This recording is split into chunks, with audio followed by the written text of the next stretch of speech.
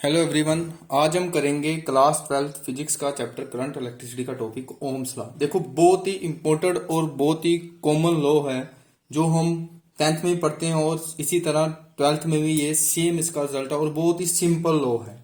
इस लॉ के अकॉर्डिंग हम कहते क्या है कि जो हम सर्किट में पोटेंशियल देते हैं, पोटेंशियल मीन्स वी, ठीक है, पोटेंशियल जो अप्लाई करते हैं, ठीक है, जो पोटेंशियल अप्लाई करते हैं वो डायरेक्टली प्रोपोर्शनल होती है करंट के। मींस जैसे जैसे आपका वोल्टेज बढ़ता है सर्किट में, ठीक है, जैसे जैसे आपका वोल्टेज बढ़ता है तो जो आपका ओम्स लॉ के कैरेक्टरिस्टिक में ग्राफ बनेगा, जैसे ये V वोल्टेज है और इस तरफ जो है वो है करंट I, ठीक है।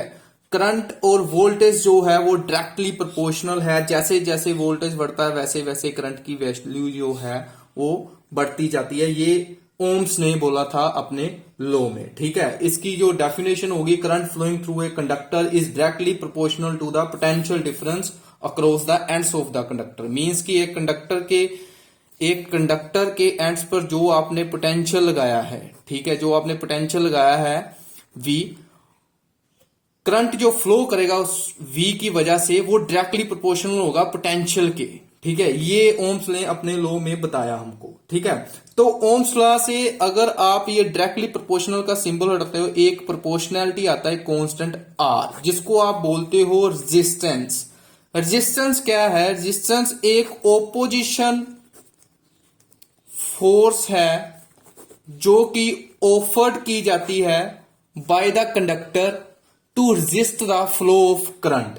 करंट को रोकने के लिए कंडक्टर द्वारा एक ओपोजिशन फोर्स जो है वो अप्लाई ऑफर्ड की जाती है, जिसकी वजह से करंट फ्लो ना कर पाए, ठीक है। तो रेजिस्टेंस को हम बोलेंगे एक opposition offered by a conductor to flow the electric current through it, ठीक है। उसको रेजिस्ट करने के लिए, रोकने के लिए एक ओपोजिशन ऑफर्ड की जाती है, ठीक है, कंडक्टर द्वारा। अब रेजिस्टेंस जो है, यहां से अगर आप रेजिस्टेंस का फार्मूला लगाते हो तो R क्या आएगा? V over I। तो V ओवर I रेजिस्टेंस के यूनिट है, उसको हम ओम बोलते हैं, ठीक है। सिंबल जो है ओम का वो ऐसा होगा। और 1 ओम रेजिस्टेंस कब होगी? जब आपने 1 वोल्ट जो है पोटेंशियल लगाया और सर्किट में से 1 एम्पेयर करंट निकला। सॉरी, पहले मैंने आपको करंट के यूनिट नहीं बताए। करंट के जो SI यूनिट है वो है एम्पेयर, ठीक है। तो करंट के SI यूनिट क्या है? एम्पेयर, ठीक है। तो अब देखें आप, जब रेजिस्टेंस जो है 1 ओम कब होगी? जब आप 1 वोल्ट 1 वोल्ट पोटेंशियल लगाएंगे और 1 एम्पेयर करंट जो है वो पास करेगा सर्किट में से। उस टाइम पर जो आपकी रेजिस्टेंस होगी वो 1 ओम होगी कंडक्टर में। अब देखें, कुछ फैक्टर्स है जिसपे रेजिस्टेंस जो है डिपेंड करती है। Factors on which resistance depends.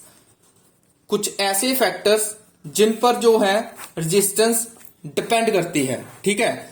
वो कौन से फैक्टर है? सबसे पहला जो फैक्टर है वो है length of conductor.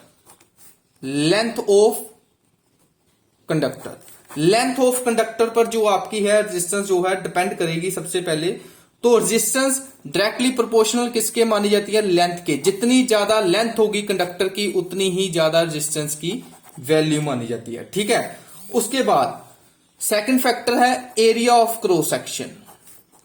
Area of cross section means कि जितना कंडक्टर का एरिया है उस पर क्या डिपेंड करती है? रेजिस्टेंस। रेजिस्टेंस जो है एरिया के इनवर्सली प्रोपोर्शनल है, ठीक है, 1/A है ये एरिया के। अब नेक्स्ट जो है वो नेक्स्ट क्या है? Nature of material. Nature of material पर भी डिपेंड करती है जो आपकी रेजिस्टेंस है।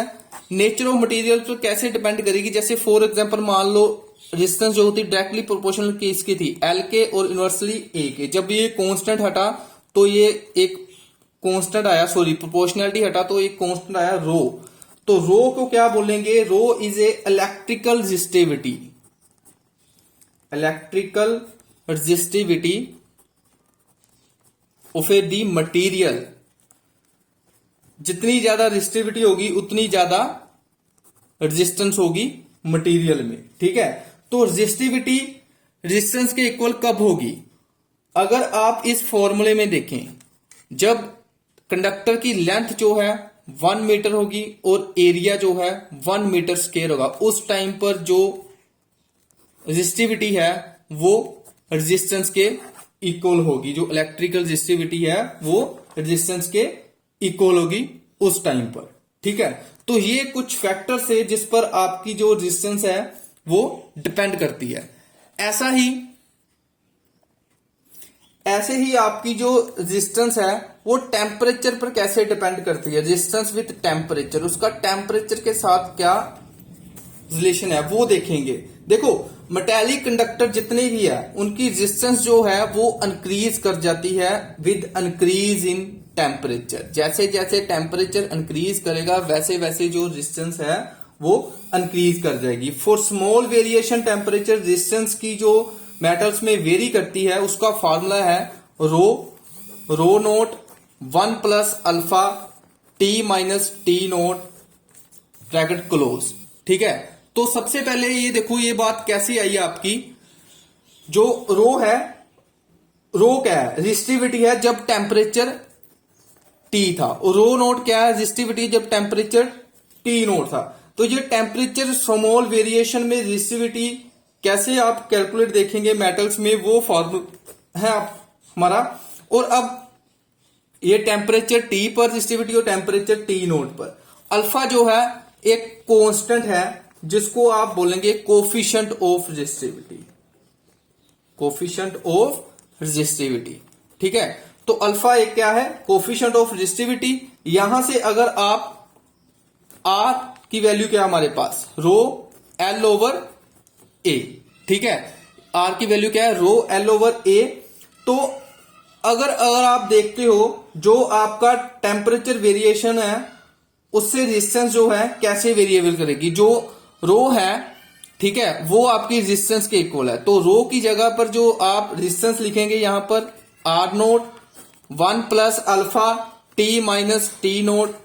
और यहां से अगर आप रेजिस्टिविटी कोफिशिएंट की वैल्यू निकालते हो अल्फा की, तो अल्फा की आपके पास वैल्यू होगी R minus R naught over R naught into T minus T naught. जो आपका कोफिशिएंट ऑफ रेजिस्टिविटी आया वो कौन सा आ रहा है? वो आ रहा है increase in resistance per unit original resistance. ये increase in resistance per unit original resistance per degree Celsius या पर केल्विन राइजिंग टेम्परेचर के साथ जो है कोफिशिएंट आया।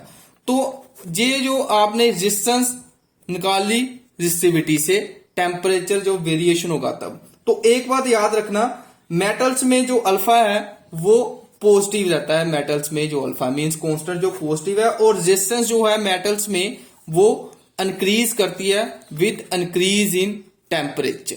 ठीक है, और इंसुलेटर और सेमीकंडक्टर में ये डिक्रीज करती है, ठीक है, विद इंक्रीज इन टेम्परेचर। ठीक है, इंसुलेटर और सेमीकंडक्टर्स में डिक्रीज करेगी और मेटल में ये इंक्रीज करेगी।